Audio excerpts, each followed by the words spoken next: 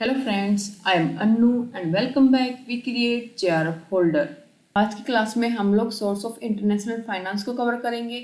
इससे पहले भी हम ऑलरेडी 3 क्लास डिस्कस कर चुके हैं सोर्स ऑफ बिजनेस फाइनेंस से रिलेटेड, जिसमें हमने लॉन्ग टर्म सोर्स को कवर किया था। और जो आज का हमारा टॉपिक है सोर्स ऑफ इंटरनेशनल फाइनेंस, ये हमारा लास्ट टॉपिक है लॉन्ग टर्म सोर्स के अंदर।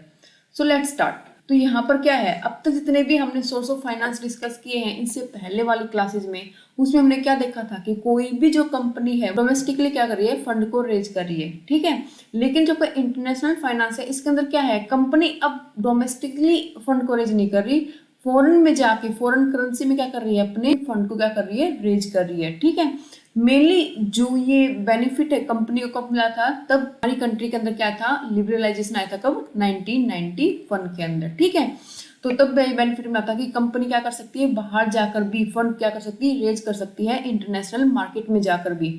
अब इस केस में कंपनी को क्यों रिक्वायरमेंट हुई कि इंटरनेशनल फाइनेंस को क्या करे, वो फंड को क्या करे, रेज करे। देखो, अगर कंपनी को ग्रो करना है तो क्या करना पड़ेगा, उसको कंपनी को इंटरनेशनली ग्रो करना, ग्लोबली ग्रो करना, तो क्या करना पड़ेगा, इंटरनेशनल फाइनेंस की रिक्वायरमेंट होगी, ठीक है। जो कि डोमेस्टिकली फंड रेज से काम नहीं चलेगा, इसलिए कंपनी क्या कर रही है, अब बाहर जाकर इंटरनेशनल जाकर क्या कर रही है, फंड को रेज कर रही है।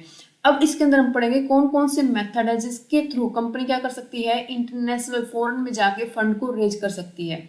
फॉर एग्जाम्पल हम एक एग्जाम्पल लेते हैं टाटा कंपनी का।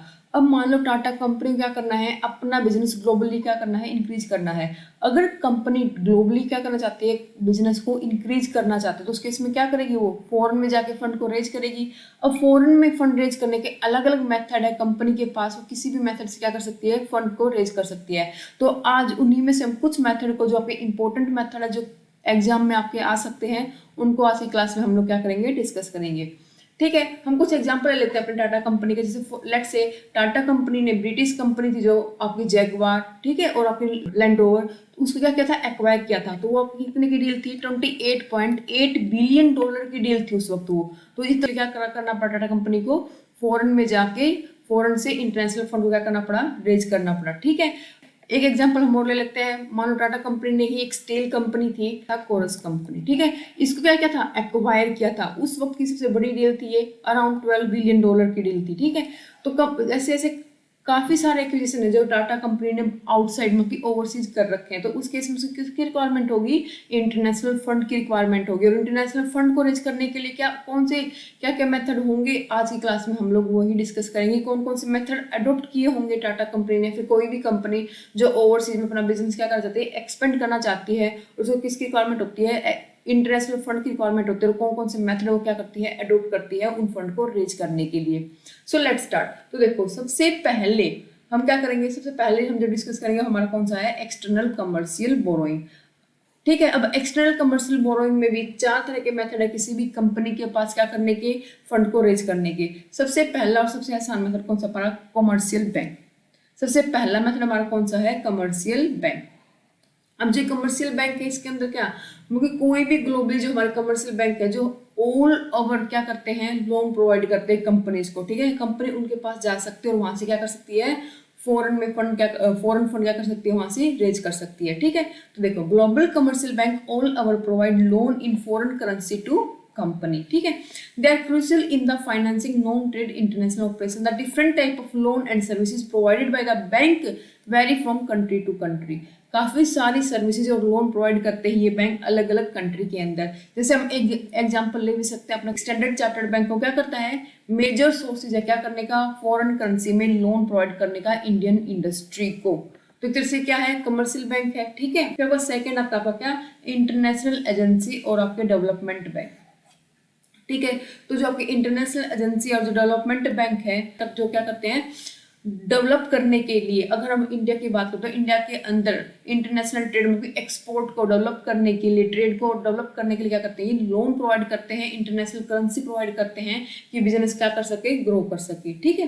तो बात क्लियर हुई यहाँ पे। तो यहाँ पे क्या लिख रखा, international agency and development bank have set up over the year to finance international trade and business by providing long term, medium term loan and grants to promote the development economical backward area in the world.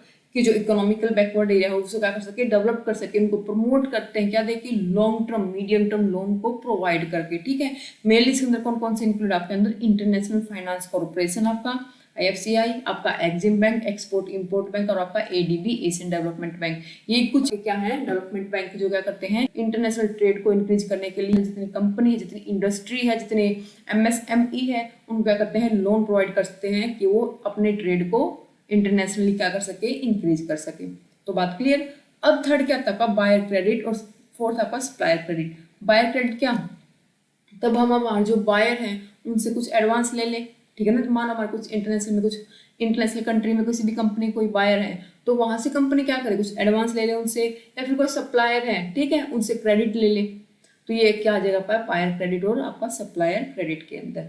बात clear. अब आपका second source of business finance क्या है, international capital market. अब international capital market में क्या होगा, जैसे कैपिटल मार्केट इंडिया के अंदर है ना, डोमेस्टिक कंपनी क्या करती हैं, अपनी कंपनी को एक्सपेंड करने के लिए, अपने फिक्स एसेट्स को परचेज करने के लिए क्या करती है, डोमेस्टिकली क्या करती है, पैसे को रेज करती है, किसके थ्रू, कैपिटल मार्केट के थ्रू, ठीक है ना। बिजनेस को एक्सपेंड करने के लिए उसके अंदर कैपिटल एसेट्स आ जाए, या फिर हो सकता है कि कंपनी क्या कर रही है, किसी और बिजनेस को टेक ओवर कर रही है, तो उसके लिए क्या करती है, वो पैसे को रेज करने के लिए कैपिटल मार्केट का सहारा लेती है, ठीक है ना। इंडियन कैपिटल मार्केट का डोमेस्टिकली क्या करती है, कैपिटल मार्केट के थ्रू पैसे को रेज करती है।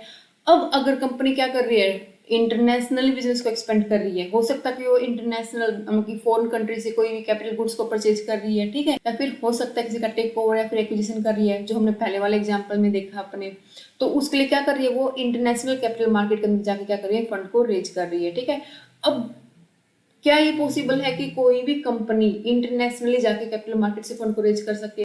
जैसे यहाँ पर कंपनी क्या होती है, लिस्टेड होती है स्टॉक एक्सचेंज के अंदर, और जैसे ही स्टॉक एक्सचेंज के अंदर लिस्टेड हो जाती है कोई भी कंपनी, तो वो पब्लिक के थ्रू इजीली क्या कर सकती है, पैसे को रेज कर सकती है।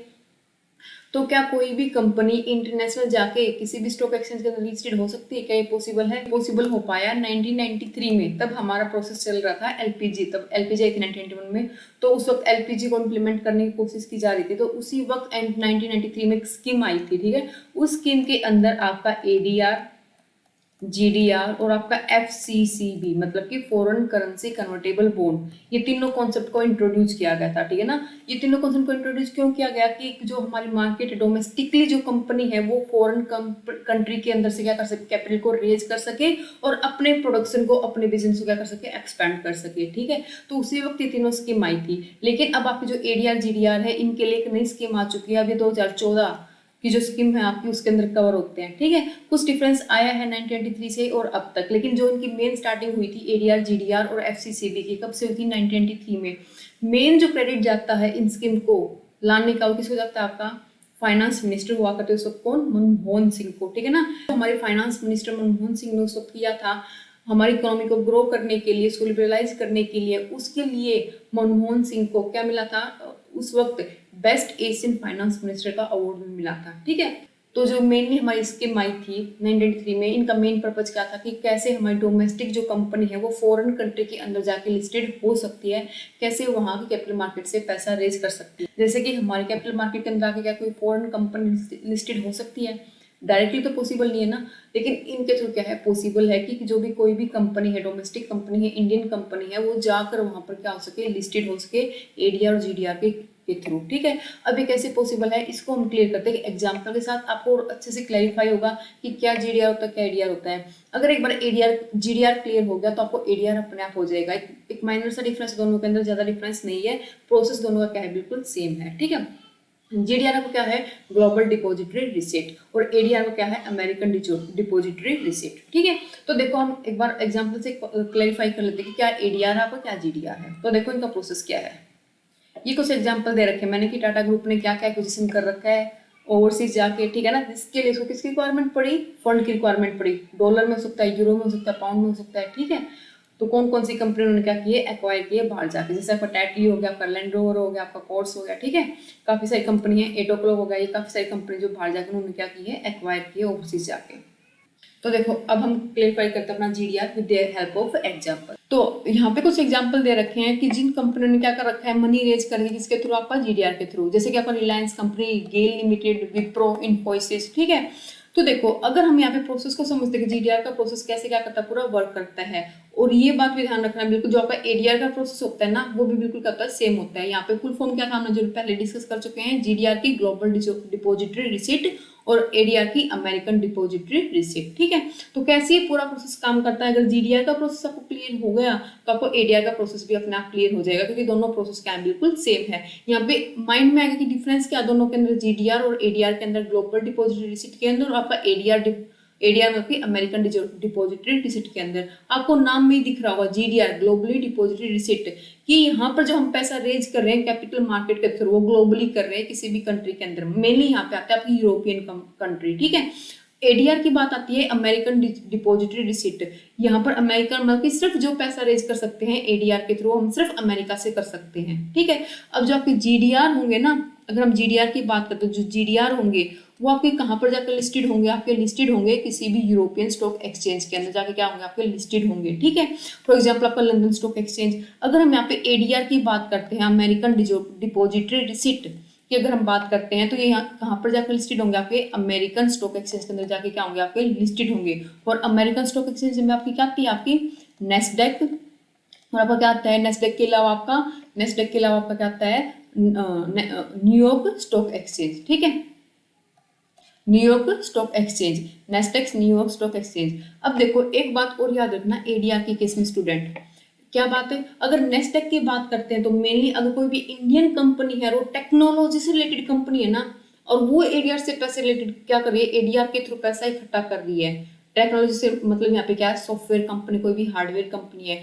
तो वो जाकर उसके एडीआर जाकर कहाँ पे लिस्टेड होंगे, नेस्डेक के अंदर जाकर लिस्टेड होंगे। अगर अदर देन टेक्नोलॉजी कोई कंपनी है, मतलब कि वो सॉफ्टवेयर और हार्डवेयर से रिलेटेड नहीं है, वो कंपनी अदर देन कोई कंपनी है, तो उस केस में वो जाके कहाँ पे रजिस्टर्ड होगी, न्यूयॉर्क स्टॉक एक्सचेंज के अंदर। ठीक है, इस बात को याद रखना इंपॉर्टेंट है, काम आएगी आगे। ठीक है, और जीडीआर के क्या है, जीडीआर जो क्या है, पूरे ग्लोबली आप क्या कर सकते हो, कहीं से भी पैसा रेज कर सकते हो, किसके थ्रू, जीडीआर के थ्रू, तभी तो इनका नाम क्या है, ग्लोबल डिपॉजिटरी रिसीट। और ये कहाँ पर लिस्टेड होते हैं, किसी भी यूरोपियन स्टॉक एक्सचेंज के अंदर, जैसे कि फॉर एग्जांपल आपका लंदन स्टॉक एक्सचेंज। तो ये मेन डिफरेंस था आपका एडीआर और जीडीआर के अंदर। अब प्रोसेस जो समझोगे वो दोनों का प्रोसेस बिल्कुल क्या है, सेम है। दोनों का मेन मकसद क्या है, सेम ही है, कि फॉरेन में जाके क्या करना, पैसा इकट्ठा करना। तो डोमेस्टिक कंपनी क्या करती है, इंडियन कंपनी फॉरेन से क्या करती है, पैसे को इकट्ठा करती है। ठीक है, तो यहाँ पे दोनों का डिफरेंस क्लियर हुआ आपको। तो देखो, अगर हम बात करते हैं प्रोसेस की, तो प्रोसेस क्या होगा, मान लो फॉर एग्जांपल रिलायंस कंपनी क्या कर रही है, यहाँ पे पैसे को रेज करना चाहती है, कहाँ से, फॉरेन कंट्री से। मेन पर्पज क्या होगा यहाँ पे रिलायंस कंपनी का, फॉरेन कंट्री से पैसे को रेज करने का, मतलब कि फॉरेन करेंसी को रेज करने का, फॉरेन फंड को रेज करने का। मेन मकसद क्या हो सकते हैं, या तो फिर उसको कैपिटल गुड को परचेज करना फॉरेन कंट्री से, उसके लिए किसकी रिक्वायरमेंट होगी, फॉरेन करेंसी की रिक्वायरमेंट होगी। या फिर हो सकता है कि वहाँ पे किसी कंपनी का क्या करना हो, टेक ओवर करना हो, उसके लिए भी किसकी रिक्वायरमेंट होगी, फॉरेन करेंसी की रिक्वायरमेंट होगी। ठीक है ना, तो ऐसे काफी सारे पर्पज हो सकते हैं किसी भी कंपनी के, जिसको किसकी रिक्वायरमेंट पड़ेगी, फॉरेन करेंसी की क्या पड़ेगी, रिक्वायरमेंट होगी। ठीक है, तो लेट्स से यहाँ पे रिलायंस कंपनी का हमने एग्जाम्पल लिया है। तो अब यहाँ पे रिलायंस कंपनी क्या करना चाहती है, फॉरेन कंट्री में जाके पैसे को रेज करना चाहती है फॉरेन करेंसी के अंदर।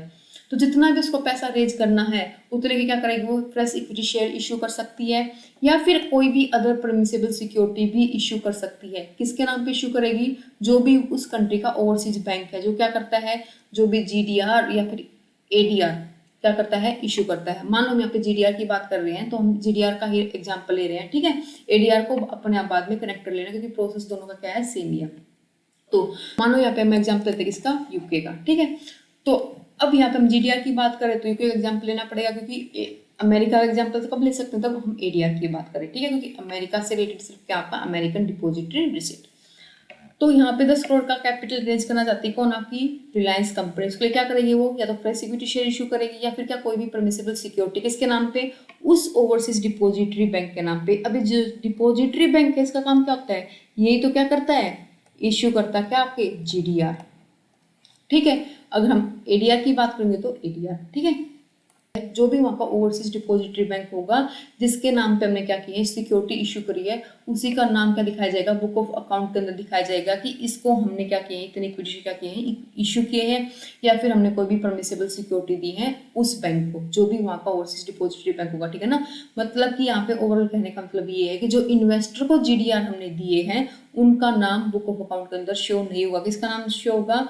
जो भी वहाँ का डिपोजिटरी बैंक है उसका नाम बुक ऑफ अकाउंट के अंदर शो होगा। ठीक है, फर्स्ट स्टेप आपको क्लियर हुआ। अभी यहाँ पे एक वर्ड आया परमिसिबल सिक्योरिटी। यहाँ पे इसका मतलब क्या हुआ? जैसे कि फॉर एग्जाम्पल डिबेंचर, क्योंकि इक्विटी शेयर के अलावा कोई भी परमिसिबल सिक्योरिटी है कंपनी के पास, फॉर एग्जाम्पल आपका डिबेंचर है तो कंपनी उसको भी इश्यू करके क्या कर सकती है? पैसा रेज कर सकती है। एक बात को याद रखना, मैंने आपको स्टार्टिंग में ऊपर बताया था कि आपका जो ये एक्ट, जो आपकी स्कीम थी, फर्स्ट टाइम कब आई थी? 1993 के अंदर आपकी स्कीम आई थी। ठीक है, 1993 में तब स्कीम आई थी। उस वक्त सिर्फ इसके अंदर पब्लिक कंपनी क्या थी? इंक्लूड थी।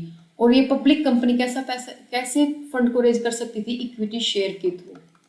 मतलब कि अगर वो जीडीआर एडीआर इशू कर रही है तो सिर्फ इक्विटी शेयर के अंदर ही कर सकती थी और सिर्फ पब्लिक कंपनी कर सकती थी। 2014 के अंदर नई डीआर स्कीम आई। तो जो नई डीआर स्कीम आई 2014 के अंदर, उस डीआर स्कीम के अंदर अब सिर्फ पब्लिक कंपनी ही नहीं, प्राइवेट कंपनी भी है आपकी। ठीक है, आपकी लिस्टेड अनलिस्टेड कंपनी भी आपका, और कोई आपकी स्टैट्यूटरी कॉर्पोरेशन भी। ठीक है, स्टैट्यूटरी कॉर्पोरेशन फॉर एग्जांपल जैसे कि आपका स्टेट बैंक ऑफ इंडिया। ठीक है, तो ये भी क्या होगी? इंक्लूड होगी इसके अंदर। ठीक है, ये पहले नहीं था 1993 में, कब आया था? पार्ट 2014 के अंदर आया था। तो फर्स्ट स्टेप क्लियर हुआ। जितने के शेयर इश्यू करने हैं किसके नाम पे होंगे? वो सारे ओवरसीज बैंक है उसके नाम पे क्या होंगे? इश्यू होंगे। ठीक है, वो ओवरसीज बैंक का काम क्या है? वहाँ पे वो जीडीआर इश्यू करना। किसको? इन्वेस्टर को। ठीक है, फिर सेकेंड स्टेप क्या होगा कि यहाँ पर जो भी कस्टोडियन बैंक होगा इंडिया के अंदर। अब ये इंडियन कस्टोडियन बैंक क्या है? जो आपका इंडियन कस्टोडियन बैंक है ना, ये एज एन एजेंट काम करेगा। किसका एजेंट? जो भी ओवरसीज डिपॉजिटरी बैंक है इसके एजेंट बैंक की तरह काम करेगा यहाँ पे आपका इंडियन कस्टोडियन बैंक। अभी इंडियन कस्टोडियन बैंक का बीच में क्या रोल है कि जो भी आपके शेयर इश्यू किए हैं कंपनी ने, यहाँ पे रिलायंस कंपनी ने 10 करोड़ के, वो शेयर ओवरसीज डिपॉजिटरी बैंक को ट्रांसफर नहीं किए जाएंगे। ठीक है, याद रखना, जो भी शेयर हैं ये किसको इश्यू किए जाएंगे? ये जो इंडियन कस्टोडियन बैंक है इसके पास एज ए कस्टडी रख दिए जाएंगे। ठीक है ना, सच अंडरलाइंग शेयर और other security are kept under the custody of the Indian custodian bank. ठीक है ना, एज ए कस्टडी रख दिए जाएंगे किसके पास? इंडियन कस्टोडियन बैंक के पास। बात क्लियर हुई? बाकी यहाँ पे वो रियल में शेयर ट्रांसफर नहीं किए किसके पास? ओवरसीज डिपॉजिटरी के पास। वो रियल में शेयर अभी भी किसके पास? हमारे इंडियन कस्टोडियन बैंक के पास। बात क्लियर? अभी इंडियन कस्टोडियन बैंक क्या करेगा? एक्नॉलेजमेंट दे देगा कि उसके पास शेयर क्या हो चुके हैं? डिपॉजिट हो चुके हैं। ठीक है ना, जैसे इसको पता लग जाएगा कि शेयर क्या हो चुके हैं? डिपॉजिट हो चुके हैं, वो क्या कर देगा? इश्यू कर देगा। लेकिन इससे पहले एक स्टेप और आता है, थर्ड स्टेप क्या है कि जो भी आपकी कंपनी क्या कर रही है? शेयर इश्यू कर रही है, पहले ये देखेंगे वो कंपनी है कैसी, लिस्टेड कंपनी है या फिर अनलिस्टेड कंपनी है। अगर वो लिस्टेड कंपनी है, जैसे कि हमने यहाँ पे एग्जांपल लिया किसका? रिलायंस कंपनी का, वो पहले से लिस्टेड कंपनी है, तो जितने के वो फ्रेश इक्विटी शेयर क्या कर रही है? इश्यू कर रही है एज ए अंडरलाइन शेयर। ठीक है ना, तो वो शेयर उनको इंडियन स्टॉक एक्सचेंज के अंदर भी क्या करने पड़ेंगे? रजिस्टर्ड करवाने पड़ेंगे, लिस्टेड करवाने पड़ेंगे। ठीक है, अगर वो लिस्टेड कंपनी है, अगर अनलिस्टेड है तो, अगर वो अनलिस्टेड है तो क्या होगा? तो फिर उसको लिस्ट करवाने की कोई भी रिक्वायरमेंट नहीं है। ठीक है, तो थर्ड स्टेप में ये लिख रखा है, सच अंडरलाइंग शेयर और other permissible security shall be listed और any recognised stock exchange in India if issuer company already listed in India. ठीक है, अगर नहीं है तो उसको लिस्टेड करवाने की कोई भी रिक्वायरमेंट नहीं है। तो थर्ड स्टेप क्लियर। अब फोर्थ स्टेप क्या होगा? एक्नॉलेजमेंट दे दिया इसने, इंडियन कस्टोडियन बैंक ने क्या कर दिया होगा? एक्नॉलेजमेंट दे दिया होगा किसको? ओवरसीज डिपॉजिटरी बैंक को, कि मेरे पास जो शेयर की है वो कस्टडी आ चुकी है। जैसे ही कस्टडी आ जाएगी इंडियन कस्टोडियन बैंक के पास, अब जो ओवरसीज डिपॉजिटरी है आपका, ओवरसीज डिपॉजिटरी बैंक है जो उस कंट्री के अंदर, वो क्या करेगा? जीडीआर इश्यू कर देगा। अब याद रखना, जीडीआर जितने शेयर इशू हुए हैं उतने ही जीडीआर नहीं होते। जीडीआर क्या होते हैं? कुछ ग्रुप ऑफ शेयर क्या होता है? एक जीडीआर होता है। ठीक है ना, वो रेशियो कुछ भी हो सकती है। फॉर एग्जांपल हमने यहाँ पे एग्जांपल लिया है 10 करोड़ इक्विटी शेयर क्या किए हैं? इश्यू किए हैं, और यहाँ पे जो जीडीआर वो कितने के किए हैं? इश्यू 2 करोड़ के। तो रेशियो क्या इनके बीच की? 1:5।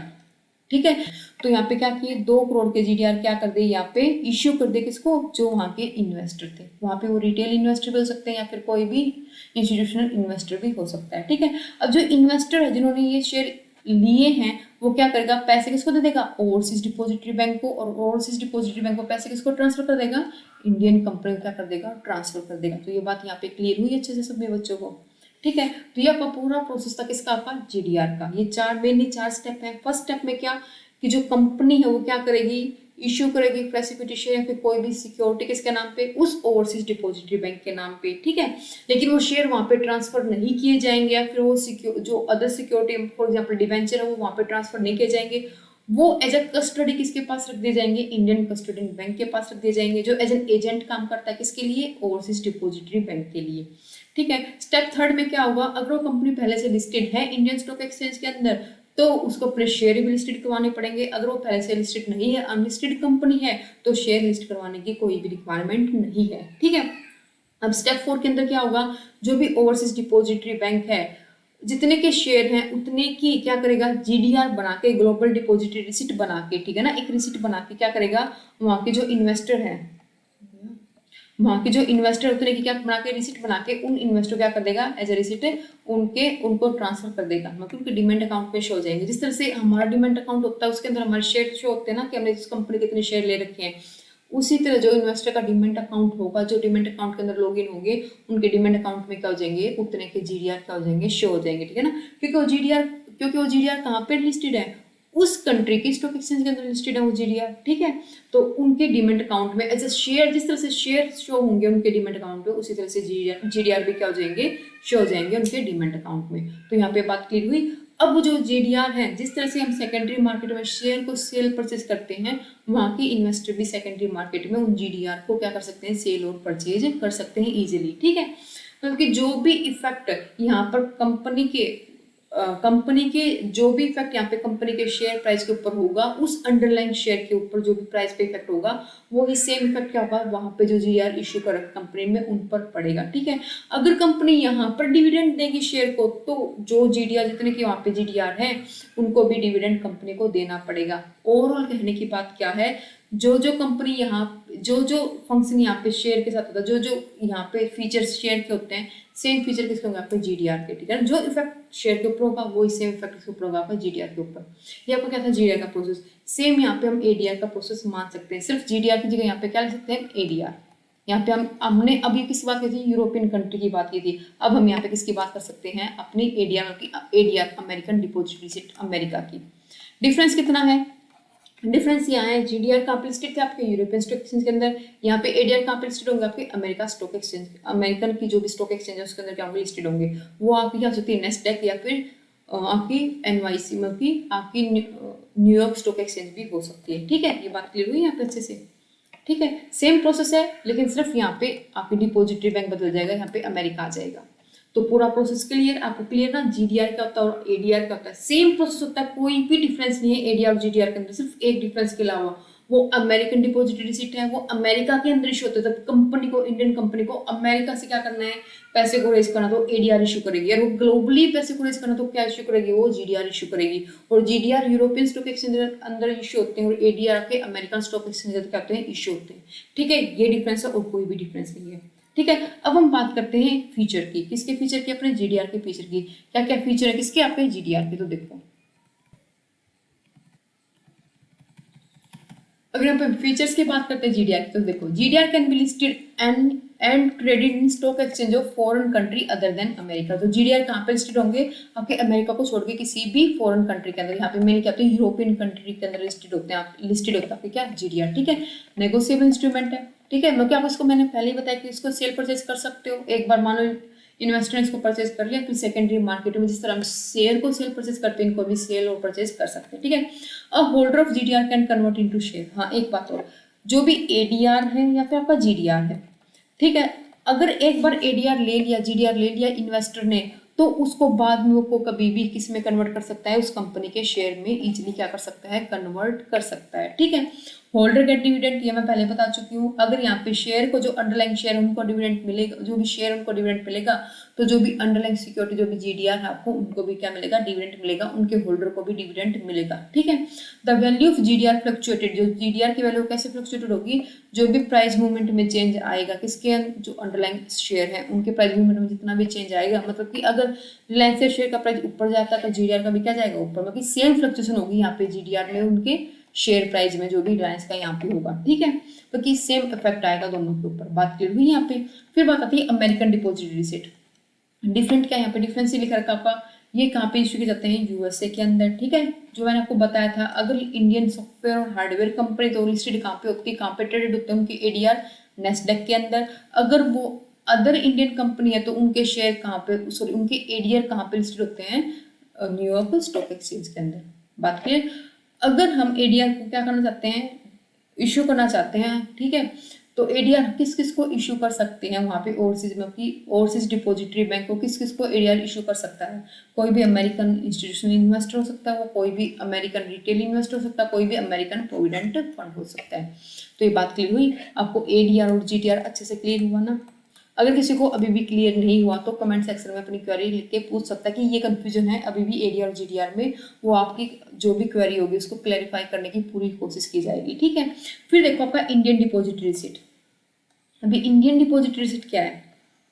ये भी सेम मैंने इसको इसलिए डाल दिया कि आपको साथ साथ अच्छे से क्लियर हो जाए। जो आपका आईडीआर हो सेम तरह से काम करता है एडीआर और जीडीआर। डिफरेंस कितना है? अभी तक हम इंडियन कंपनी क्या कर रही थी? फॉरेन में जाके पैसा रेज करने की कोशिश कर रही थी, ठीक है ना। लेकिन आपका जो इंडियन डिपॉजिटरी रिसिप्ट है इसके अंदर क्या है? इसके अंदर अब इंडिया के अंदर फॉरेन कंपनी, जब फॉरेन कंट्री से कोई भी कंपनी आके क्या करना चाहती है? इंडिया से पैसा रेज करना चाहती है, ठीक है। तो क्या करेगी? आपका किसके थ्रू करेगी? आपका आईडीआर के थ्रू। अब तक क्या था? इंडियन कंपनी क्या कर रही थी? फॉरेन में जाके क्या करती? फॉरेन करेंसी क्या करती? पैसे को रेज करती। फॉरेन करेंसी में क्या करती? पैसे को रेज कर रही थी, ठीक है। लेकिन आईडीआर के अंदर क्या है? उल्टा है। अब फॉरेन कंपनी इंडिया में आ रही है क्या करने के लिए? पैसे को रेज करने के लिए। क्या करने के लिए? पैसे को रेज करने के लिए, ठीक है ना। अब कोई भी फॉरेन कंट्री की कंपनी, फॉरेन कंपनी इंडिया में क्या कर रही है? पैसे को रेज करना चाहती है। किसकी फॉर्म में? रुपीज की फॉर्म में। तभी वो क्या करेगी? आईडीआर इशू करेगी, ठीक है। बात क्लियर? तो एक बार इसकी डेफिनेशन देख लेते हैं। क्या डेफिनेशन है इसकी? आईडीआर आर लाइक जीडीआर और ADR except that issuer is a foreign company. यहाँ पे इश्यूअर कौन है? Foreign company raising fund from, कहाँ से फंड रेज करना चाहती है? इंडिया से फंड रेज करना चाहती है। किसकी फॉर्म में? रुपीज की फॉर्म में। अब तक क्या था? इंडियन कंपनी फंड रेज करना चाहती थी किसकी फॉर्म में? फॉरेन करेंसी की फॉर्म में, ठीक है। आईडीआर आर रूपी डोमिनेटेड। आईडीआर आप क्या होते हैं? रूपी डोमिनेटेड होते हैं, ठीक है। They can be listed in any Indian stock exchange के अंदर। जिस तरह से आपके एडीआर अमेरिकन स्टॉक एक्सचेंज के अंदर लिस्टेड थे, जीडीआर आपके यूरोपियन स्टॉक एक्सचेंज के अंदर, तो आईडीआर की बात हो तो किसके अंदर लिस्टेड होंगे? आपके इंडियन स्टॉक एक्सचेंज के अंदर क्या होंगे? लिस्टेड होंगे, ठीक है। IDR could be listed in Indian stock exchange through the IDR you could directly invest money into international company, ठीक है। अब आईडीआर के थ्रू क्या कर सकते हो? कोई भी इंडियन पर्सन अगर मान लो इंटरनेशनल कंपनी में क्या करना चाहता है? इंटरनेशनली अपने पैसे को इन्वेस्ट करना चाहता है, उनके शेयर खरीदना चाहता है, तो आईडीआर के थ्रू क्या कर सकता है? वो इंटरनेशनल कंपनी में पैसे को इन्वेस्ट कर सकता है, ठीक है। अब तक ऊपर वालों में क्या था? फॉरेन कंपनी अगर इंडिया के अंदर फॉरेन इन्वेस्टर अगर इंडियन कंपनी के अंदर इन्वेस्ट करना चाहते हैं तो किसके थ्रू कर सकते थे? एडीआर और जीडीआर के थ्रू। और अब क्या है? कोई इंडियन इन्वेस्टर फॉरेन कंट्री में इंटरनेशनल कंपनी में इन्वेस्ट करना चाहता है, वो किसके थ्रू कर सकता है? आईडीआर के थ्रू, ठीक है। बात क्लियर हुई यहाँ पे अच्छे से? फिर आगे देखो।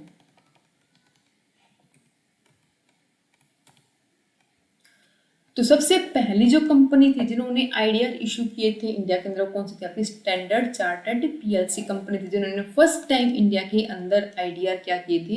इशू किए थे। कब? सॉरी 2010 आएगा बच्चों यहाँ पे, 2010 के अंदर, ठीक है। Firstly a foreign company hand over the share.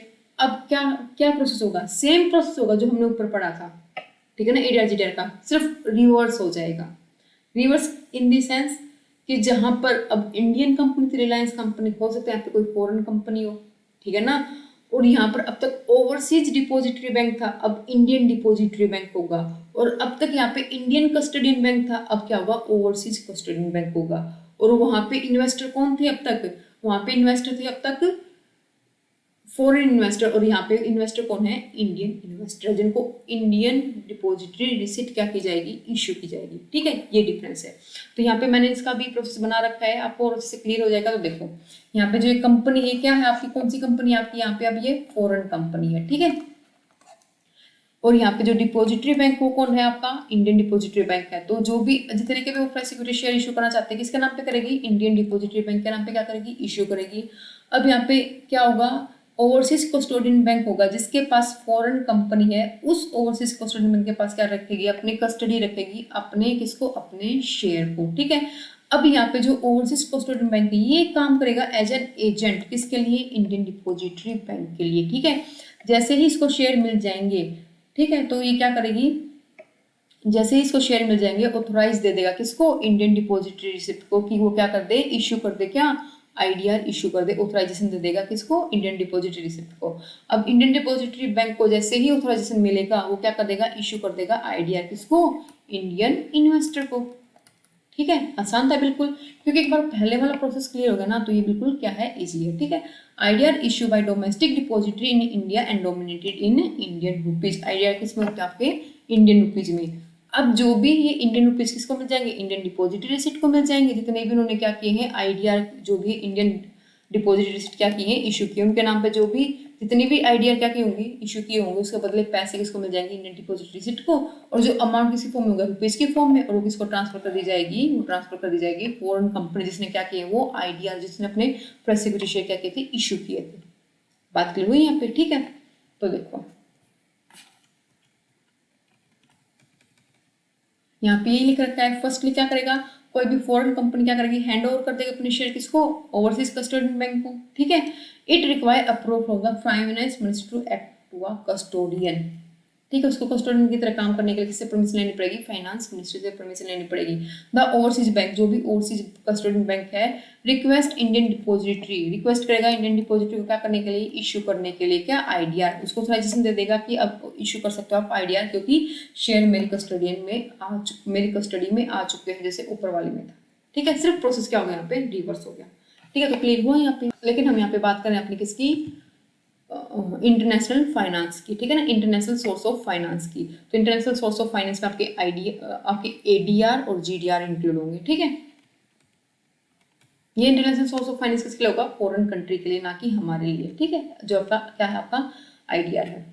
ठीक है, अब बात आती है थर्ड की, फॉरेन करेंसी कन्वर्टेबल बॉन्ड, जो का थर्ड टाइप है किसका, पैसा रेज करने का, किससे, कैपिटल मार्केट में। अब लेकिन हम यहाँ पैसे किससे कर रहे हैं, बॉन्ड के थ्रू पैसा क्या कर रहे हैं, इकट्ठा कर रहे हैं, एज अ किसके फॉर्म में, सिक्योरिटी फॉर्म में। अब तक हमने वो जो पार्ट हो, किसका पार्ट था, कैपिटल का पार्ट था। ठीक है ना, जैसे हम इक्विटी शेयर से पैसे इकट्ठा करते हैं ना, तो जीडीआर और एडीआर भी इक्विटी की फॉर्म के आते हैं, इक्विटी की कैटेगरी में इंक्लूड होते हैं। अगर कोई कंपनी एडीआर जीडीआर से पैसा रेज करती है ना, तो कंपनी की बैलेंस शीट देखना, जो मैंने ऊपर एग्जांपल दिया था, उस बैलेंस शीट के अंदर उसकी जो लाइबिलिटी साइड आपको क्या दिखा रखी होगी, इक्विटी दिखा रखी होगी, शो कर रखी होगी ना, तो वहीं पर कहीं ना कहीं सब हेडिंग में आपको एडीआर और जीडीआर भी मिल जाएंगे, कितनी हमने कैपिटल क्या कर रखी है, एडीआर और जीडीआर से क्या कर रखी है, रेज कर रखी है, क्योंकि किसका पार्ट, आपका इक्विटी का पार्ट है मेनली। ठीक है, अगर वहीं पे पैसा किससे ले रखा उन्होंने, डिबेंचर से या फिर बॉन्ड से पैसा ले रखा है, वो आपको किस में शो हो जाएगा, उसके डिबेंचर मतलब कि लोन में क्या हो जाएगा, शो हो जाएगा। ठीक है, तो